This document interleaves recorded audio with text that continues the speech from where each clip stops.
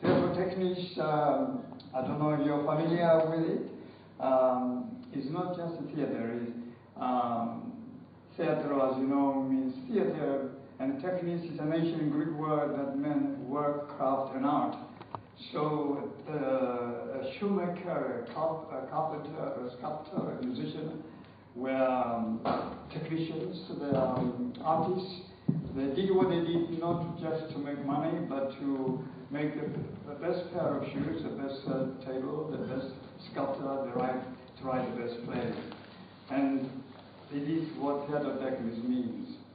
We started about 60 years ago in a garage, which we shared with the owner's car for 10 years. Then we renovated a railway shed into a theatre near King's Cross, which was demolished by county council.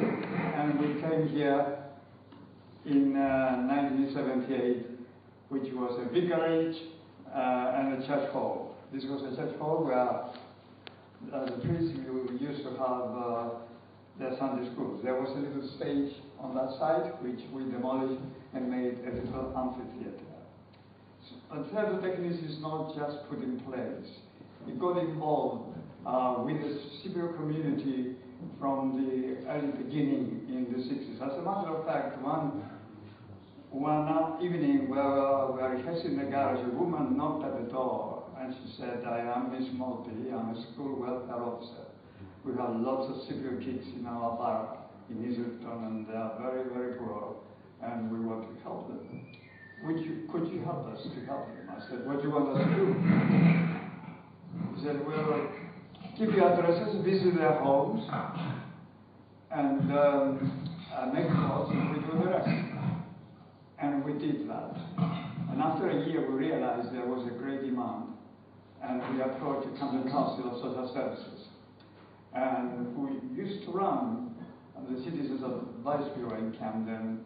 And they offered us a little office 2 hours a week, and eventually they realized there was a great demand, especially after the Greek junta coup and the Turkish invasion and occupation 1/3 of the island. We had 10,000 refugees. But this little office dealt with the problems of the refugees, which the Home Office did not recognize as refugees. They called them voluntary visitors because they accepted the de facto division of the island, which the Canadians did not accept it. So the Greeks could go and live in the south, the Turks in the north. And so we dealt with many problems with the old people. We had a lunch club, and also with parents and children. In the 80s, I had a Greek Cypriot young woman who was married to a Turkish Cypriot,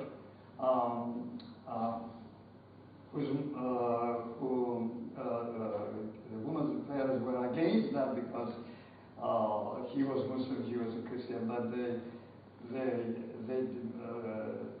they managed to overcome that, and they had a child, a boy, Christopher, who was born with a hole in the heart. The mother was very shocked, and she didn't want any more children. But eventually she got pregnant and had a little girl at Middlesex Hospital. And she rejected the child. So the social services moved in and they took the child away. 3 months later, of course, she wanted her daughter. They brought the daughter back, but under the supervision of the social services.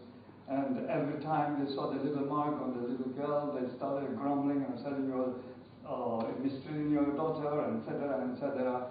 And she was defending herself and said, "I don't." And then eventually the social services took the child away, went and gave it to foster parents, to a couple who had no